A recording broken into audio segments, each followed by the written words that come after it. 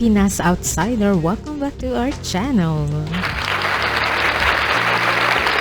And for today's video, makikimarites na naman tayo sa mga latest issue at news ngayon. Pero bago yan, huwag kalimutan mag-like and subscribe to our YouTube channel. Let's go! Ito ay magiging new Section 3. So in Section 1 of the bill, Mr. President, pwede bang tanungin yung dahilan na magkakaiba yung optimal levels natin ng buffer stock? 15 days stock kung harvest season at saka 30 days kung lean season, Mr. President.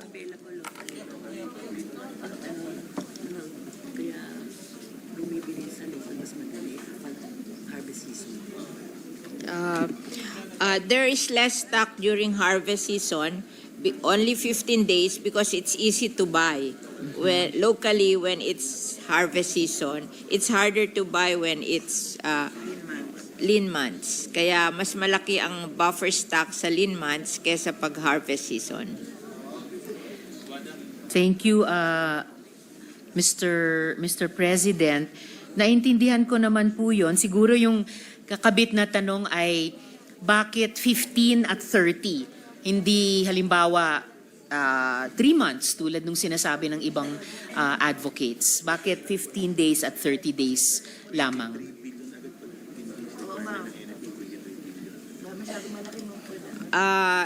The budget of NFA for buffer stocking is not so big. That's why we limit the requirement for buffer stocking. Alright, salamat Mr. President. So lumalabas na budget constraint ito, pero not necessarily dahil tingin natin 15 days lang ang kailangan nating buffer pag harvest at 30 pag lean. Your Mr. buffer President. stock you sell and then you raise money again to buy. Totoo po, Mr. President. Pero may posibilidad kaya na syempre, at the back of our mind na budget consideration din ang kaugnay dito, to consider, based on studies, the possibility na iba o mas maraming araw ang buffer stock natin, both tuwing harvest season at lean season, Mr. President. It's not advisable that we give a lot of budget to NFA because they're not also capable of buying more. O kung Mr. President, bukod sa NFA, may ibang magiging responsable para dito. Gusto ko lang mag-hone in dun sa ano yung ideal buffer stock days, whether lean or harvest season, na pwede natin i-consider. Kasi naman itong buffer stock ng NFA, it's just for government use. Like for example, DSWD, if they need rice for their calamity assistance and other assistance, the local government if they want to help their local people, and like us legislator if we want to give to calamity. So very limited. They're not supposed to sell to traders. So yung buffer stock na yun tama. Anyway, there are other stocks available in the private sector. All right, salamat Mr. President. I guess I can leave it at that for now dahil nagsisimula ng masagot natin yung tanong paano yung buffer stocking hindi lang para sa government purposes but for yung buong yung That's why pangangailangan ng buong bansa, we have Mr. liberalized the importation of rice and the buying of rice from the farmer. We have a private sector that's supposed to cater to the consumer. This is just for mura ito kaya ito yung parang pambigay sa mga may problema. So they can buy it at a lower price. All right, salamat Mr. President. As I said, I can leave this topic here for now and then baka at the proper time na lang kung merong ma-formulate itong representation na proposed amendment for the consideration of the good sponsor. So, sige, since yung 15 days and 30 days are considered optimal or the desired quantity, ibig po bang sabihin na kapag yung buffer stock ay lumampas na sa 15 days o sa 30 days, edi yung ahensyang nag-oversee sa buffer stock na yun ay dapat i-dispose of yung sobra, Mr. President? May rule po na every 3 months nag-i-inventory at kung makita na they're supposed to sell it. Dispose it. So, Pero hindi ba every 3 bihira months, yung kapag ang sa marami inventory silang maipakita buffers na na lampas na sa palaging 15 short. days o 30 days, ibebenta na nung agency nag-overseas And sa I stock. want to Mr. make it a point na palagi ngang may kulang ang buffer stock eh. Hindi naman sumosobra eh. Yun nga ang question sa kanila na hindi nila talaga nabibili yung required na buffer stock sa kanila. Fair enough. Gusto mo? Hindi naman. Opo. Well, I guess, Mr. President, ina-anticipate po natin yung panahon na gusto nating lahat na ma-up talaga yung production nung ating mga magsasaka. Kaya siguro ina-anticipate din na kung iseset natin ngayon na 15 days, 30 days ang optimal o desired, so ibig sabihin, Hindi naman i-dispose yan of yung ng sobra. supply ng rice eh. That hindi is pa. just for the government to have a supply for what they need. But ang talagang supply ng rice is available sa private.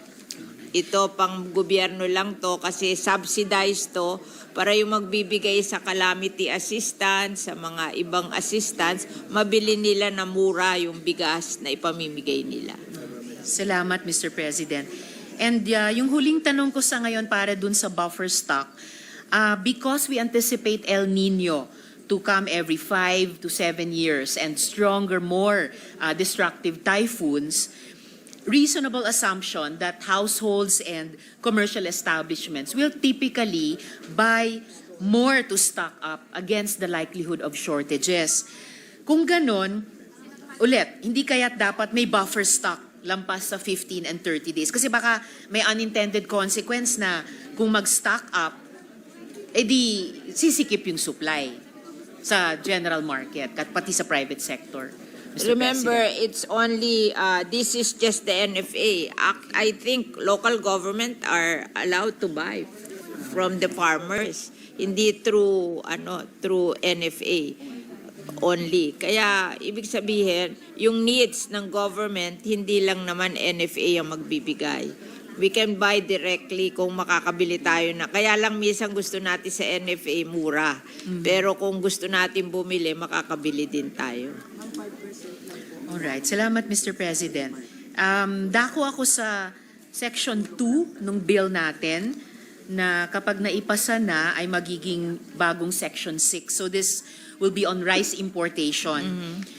Pwede po bang tanungin, Mr. President, yung mga dahilan sa likod ng proposed amendments sa ilalim ng bagong Section 6 ng bill? First of all, in Rule 6.4 of the Implementing Rules and Regulations of the RTL, it states that in the event of rice supply shortage, the President may direct the Secretary of Trade and Industry and the Philippine International Trading Corporation, or PITC, to expeditiously participate in the rice industry through contracts with private traders who would purchase the needed rice supplies from domestic and foreign sources to enhance market competition and stabilize prices. So unang tanong po, bakit yung shift mula sa DTI at PITC papunta sa DA, sa DA Secretary in particular, Mr. President? What you are citing is the IRR Opo. of the previous Secretary Piñol, which is not applicable anymore. Okay. So ibig po bang sabihin sa ilalim nung bill natin, mananatili pa rin sa DTI at PITC?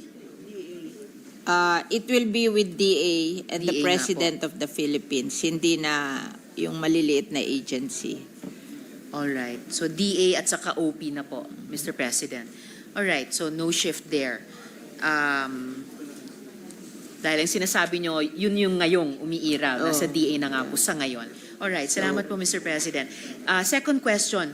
Bakit po yung kapangyarihang mag-import sa ilalim ng bill na ito, ilalodge sa isang entity o opisina sa DA na i-identify at i-designate ng DA Secretary with the exception of NFA.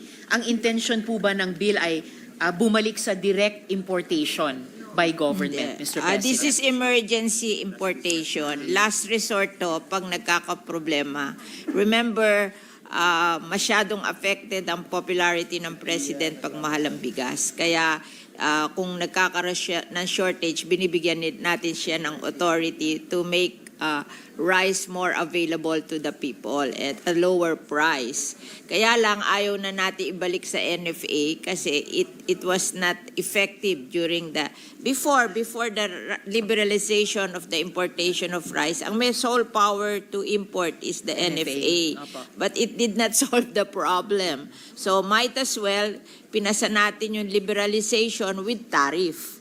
Noon dati po NFA without tariff. Ngayon liberalization but with tariff, and ang lahat ng tariff ibabalik sa small farmer para sa competitiveness, development of the competitiveness of small farmers. So, walang nawala.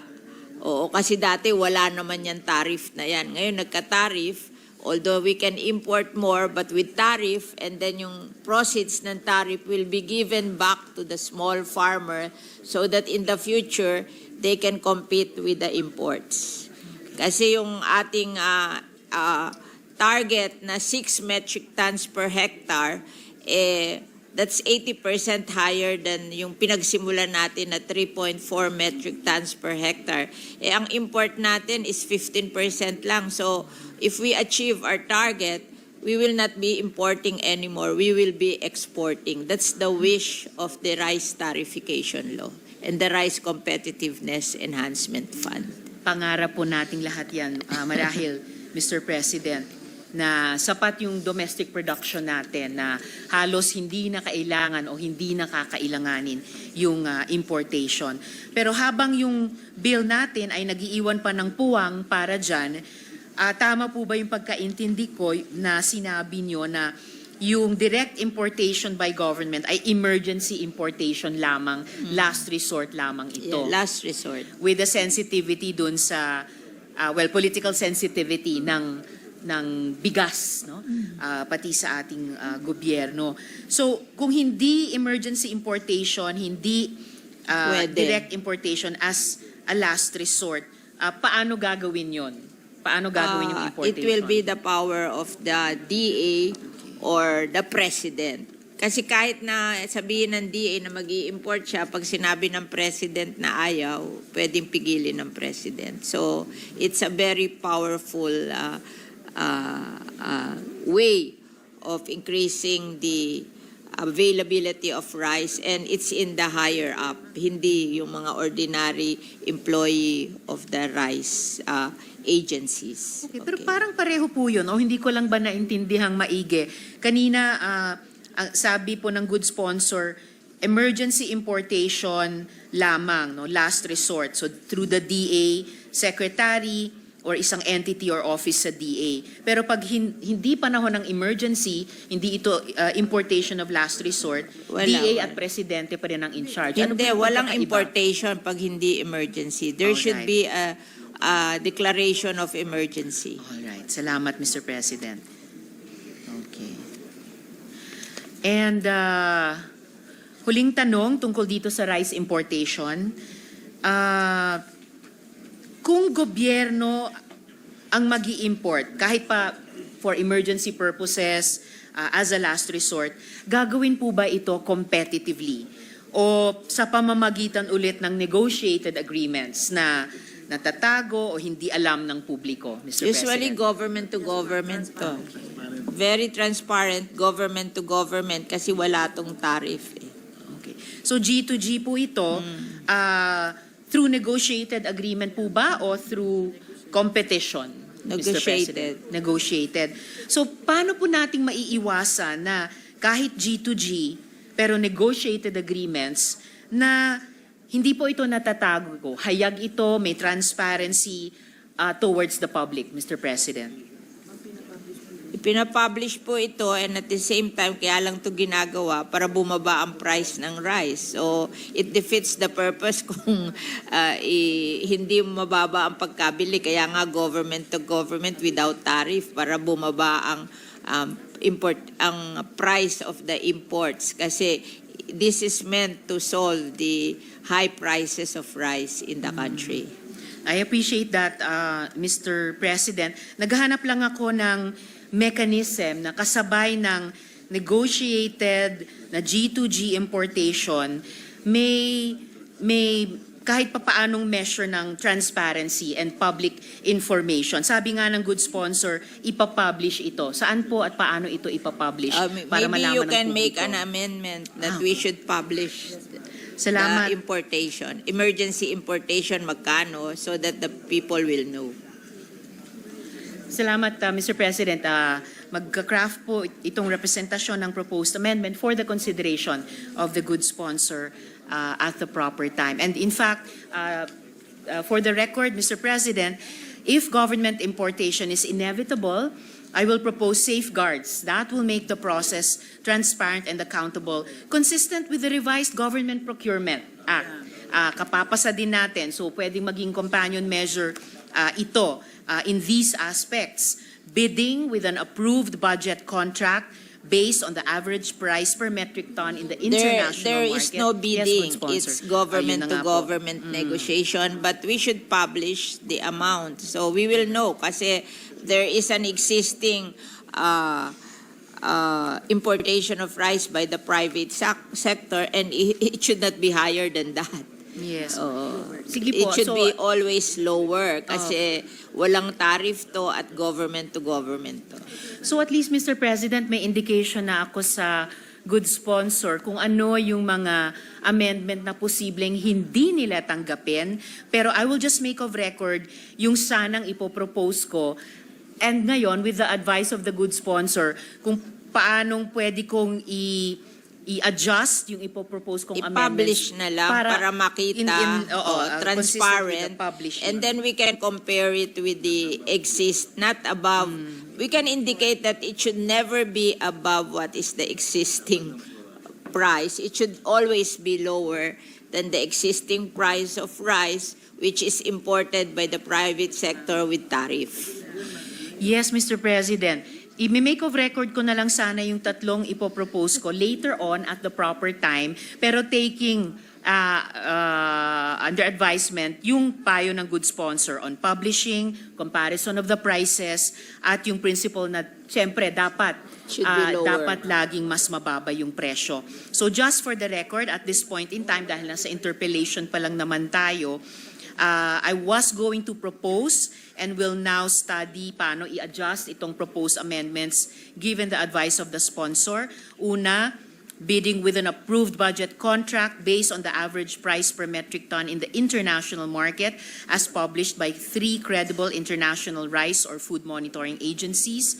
Pangalawa, bidding with at least 3 rice exporting countries participating, or in this case, 3 governments.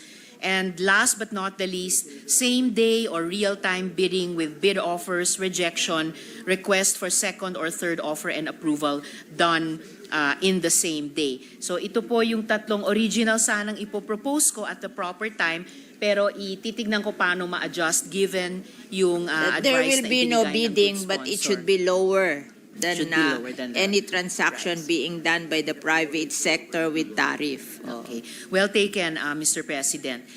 So the details will be spelled out in the adjusted proposed amendments that I will submit to the good sponsor. Pangatlong tanong ko po, Mr. President,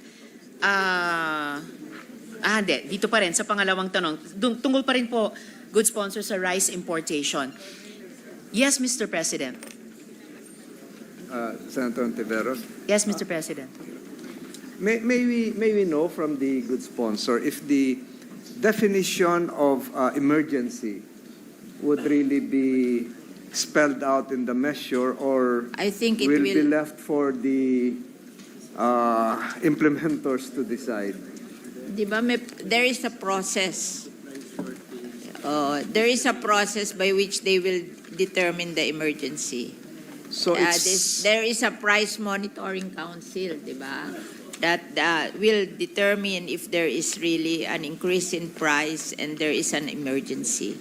So it will be recommendatory, but at the same time, it will be decided by the Secretary of the Department of Agriculture.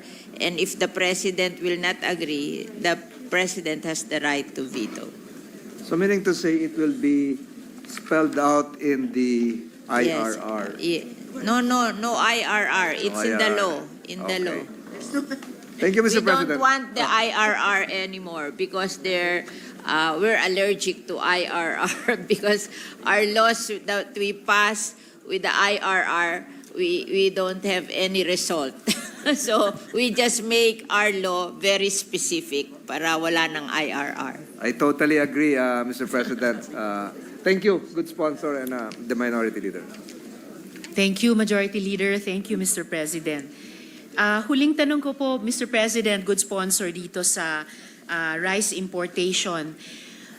For replenishing the buffer stock, bakit hindi in-adopt nung bill yung Section 8 ng House Consolidated Bill na in extraordinary circumstances or when local supply is unavailable or insufficient, or maaring sabihin natin itong pinag-uusapan nating emergency situation, bakit hindi na NFA or the entity in the DA ay may option na mag-purchase ng hanggang sa maximum na 30% ng bigas na ipinasok ng accredited importer at the cost, insurance, and freight landed price declared with customs, Mr. President. The NFA has no power to buy from imported rice. Or the entity The in the NFA DA, Mr. has President. only the power to buy from local rice farmers. We are here to help the local rice farmers. We are not here to help the importers. Agree, Mr. President, good sponsor. Kung tanggalin natin yung NFA sa equation, kasi itinanong ko, or the entity in the DA, bakit hindi kaya yung entity na i-identify ng DA Secretary ang may ganong option to purchase up to a maximum of 30% of the rice brought in by an accredited importer at the cost, insurance, and freight landed price declared with customs, Mr. President? Because we believe that if the government will buy G2G with less tariff, mas mura yon kesa bumili sa importer. So we are not buying from the importer. We are importing directly. Alright. So para walang conflict of interest na naman yan sa mga importer. Kasi minsan, pag inaalaw na bumili sa importer, magpapalakasan na naman yan. Tapos bibili sa importer, ang kikita lang yung importer. We are here to bring down the price of rice. So we are going to do it G2G with no tariff and at the lowest price. Salamat, Mr. President. So, sinasabi natin, G2G, ang lahat ng ganitong mga importation. Emergency lang to eh. Emergency, Hindi naman to. when a state of emergency is, when there's a declaration of emergency regarding rice, and this importation is as a last resort. So babantayan na lang natin na kahit dun sa mga G2G, walang conflict of interest na binabantayan natin sa private. That's why you have to make the amendment na Yes, thank sabi you, mo. good sponsor. Okay. Gagawin ko po. Dako na po sa pangatlong tanong ko tungkol sa powers of the President. Yun naman po papasok sa new section 9 natin. Pag Diba, naipasa na po ito. power na to, Currently po pag may section 3. Okay. At the proper time, Mr. President, pwede po ba akong mag-propose ng additional clause to be added after when Congress is not in session? So para lang hingin yung opinion ng good sponsor tungkol dito until we arrive at the period of amendments. So it would read, letter B, provided further that upon review, when the forecasted or imminent shortage did not materialize or has been resolved, or the situation requiring government intervention has passed, the President shall revert the tariff rates to the previous level, or if circumstances warrant, set them higher within the limits set by this law. At the proper time, magiging bukas ba ang sponsor i-consider ito, Mr. President? Hindi naman to, walang tariff to. Walang tariff to eh. Walang tariff, opo. Walang tariff to kasi gusto nating maipasok ng mura ang rice kasi tumataas. There is emergency, there is high prices of rice. So we are trying to solve the high prices of rice. Yes, actually, good, Mr. President, good sponsor. Sa private po ito na ipopropose kong amendment at the proper time. Iko-consider po kaya or magiging bukas po ba yung good sponsor dito? Hindi ating hindi provision ng ating law yan. Maybe it's the provision of the House of Representatives, House diba? Or EO 62. That's not the provision of our law that we're going to pass. I'll return to this later, Mr. President, good sponsor, pagkatapos na lang ng huling tanong ko na itatanong ko sa sponsor ngayon. Tungkol naman sa Section 4 ng bill na magiging Section 11 kapag naipasa na natin. Section Tungkol sa 11. maintenance and disposal of rice buffer stock.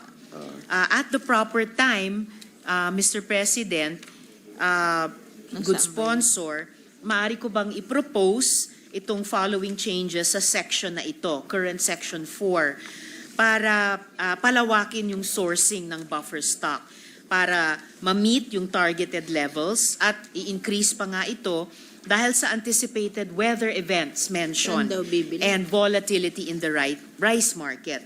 The changes would also allow private importers and traders to comply with Section 6, hoarding of the proposed anti-agricultural economic sabotage law. At the proper time, ang ipopropose ko ay ganito po ang pagka-formulate, Section 11, Maintenance and Disposal of Buffer Stock. The NFA shall, in accordance with the rules, regulations, and procedures, maintain the targeted level of buffer stock to be sourced from I. Local farmers as the principal source, II, accredited private importers, traders. No. Yes, Mr. President. We cannot accept that. We don't want Alright. NFA to buy from private importers. Definitely not. We have bad experience with NFA. We don't want them to make a loophole na they will be able to do things that is not according to their mandate. Their only mandate is to buy from the local farmers for their buffer stock. They cannot buy from Yes. anywhere. We changed that. In fact, during last last administration, they're asking me to remove NFA because they're very disappointed with NFA. I did not because there are 4,000 employees of NFA. I don't want them to say that they lost their jobs because of me. So I did not remove them, but I limited their power to buying from the local farmers. They should only help the local farmers. They should not help anybody else. It's the local farmers who need help.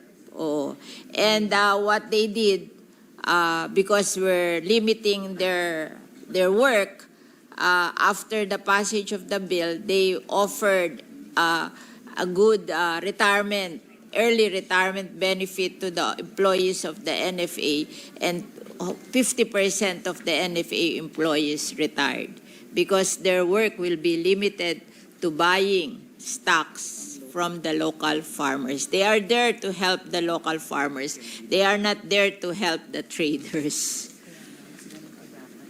So we cannot agree to Yes, that. Mr. President, good sponsor. Again, tulad sa tanong ko kanina sa question number 2 ko tungkol sa rice importation, tanggalin nga natin yung NFA out of the equation. Let's just talk about the entity na maaring i-identify ng DA and ng DA Secretary. So this question concerns the private importation No. regarding the Section 8 of RA 8178 as amended by RA 11203. The DA can only do government-to-government importation without tariff.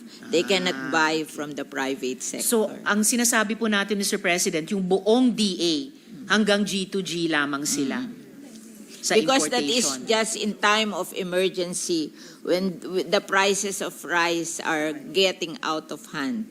It's an emergency power, and we want the government to buy cheap so we can bring down the price of rice. So it's G2G without tariff, and that's all. We are not buying from the private. Sige po, Mr. President, good sponsor. Subukan ko sa Sana maintindihan mo, Senator Risa, why I'm doing this. Yes. Because I've seen the corruption and the abuses in my 11 years as chairman of the Senate Committee on Agriculture and Food. And I don't want those corruption and abuses be repeated again. So we are being very strict with this. And in fact, we passed the Anti-Agricultural Economic Sabotage Law. Yes. So we can send to prison those people abusing these powers. Yes. Opo, Mr. President, I share the concern of the good sponsor. And tulad nung nabanggit ko kanina na pati sa G2G, gusto nating pagbantayan ang conflict of interest. Yeah. Same as ang efforts natin dito sa mga nasa private na hindi sumusunod sa batas. Bahala So, sa kanila yung Anti-Agricultural Economic Sabotage Law. Mabigat yun eh. And Yes. it's with the President already, and I hope the President will sign it because it took so long. And in that law, we didn't need an IRR. We said specific in the law, no IRR. The law is the IRR. Because we were disappointed with the first law that we passed against anti-agricultural smuggling. Nobody was prosecuted in that law because we asked the DA to do the IRR, and they assigned the implementation of the law to the Bureau of Customs, which is parang conflict of interest. Because yung Bureau of Customs ang binabantayan natin, tapos sila ang nag-implement ng law. So walang nahuli. 7 taon, walang nahuli. Naalala ko po yun, Mr. President, dun sa mga pagdinig na chinare ng good sponsor. And this representation shares the hope of the good sponsor na mas maaga kaysa sa mas huli, mapirmahan na nga po at maging batas yung ating Anti-Agricultural Economic Sabotage Law. So, Mr. President, good sponsor, itest ng representasyong ito sa good sponsor, itong huling 2 paragraphs Okay. na at the proper time, ipopropose ko sana bilang amendments at tignan kung hanggang saan kayang maging bukas nung good sponsor. Dahil ako naman, tulad sa naunang tanong, ay handang mag-adjust ng mga proposed amendments given yung guidance ng good sponsor. So dito pa rin sa huling tanong ko tungkol sa maintenance and disposal of rice buffer stock, yung next paragraph ko ay magsisimulang 10% of the volume of rice brought into the country by accredited private importers shall be deemed as buffer stock and stored in warehouses registered with the BPI. So I can see the good sponsor starting to shake her head, Mr. President. Sige po, gusto ko lang i-test dito sa period of interpellation para ma-adjust or ma-abandon in the period of amendments. Yes, Mr. President. Basta yung private, free enterprise yan. They import, they sell. Basta wala tayong pakialam dyan. Alright. Sila matatalino yan, mayayaman yan, alam niya ng ginagawa niyan. You know, in the business sector, we don't have to help the private. Marami yung pera, mga nag-aral yan, alam niya ang industry. Kung magkamali sila may kasalanan. What we are protecting are the small farmers because hindi naman sila magaling sa business. We are just trying. That's why in the rice tariff, in the Rice Competitiveness Enhancement Fund, we gave a lot of money to the farm school, to test that, to film it, to teach them how to be small businessman na mapapataas ang kita nila. Yung mga private sector, kung magkamali sila, that's their fault. That's not, we're not here to protect them. They know what they're doing. We're here to protect the small farmers kasi sila yung nagkukulang. Kulang ang kaalaman para kumita ng malaki. Yun ang tinutulungan natin dito. Yes, And then, Mr. President. during emergency, we give power to the government to import without tariff. But that is only during emergency, and babantayan pa rin natin. Baka mamaya, hindi naman emergency, nag-i-import. Diba? So, yun ang babantayan natin. Oo. Salamat, Mr. President. Good sponsor. Actually, itong last two paragraphs nung proposed amendment ko sana at the proper time ay based din dun sa best practices sa Singapore model. So in any case, tinetake note ko po yung feedback ng good sponsor sa mga puntong ito. Yung last paragraph po sana ay ganitong nagsisimula. The government has the option to purchase the rice owned by importers in case of natural and man-made calamities and food security emergency at the cost, insurance, freight landed price declared with the Bureau of Customs plus storage or warehousing costs. Hindi talaga. Alright. Alright, maraming salamat, good sponsor.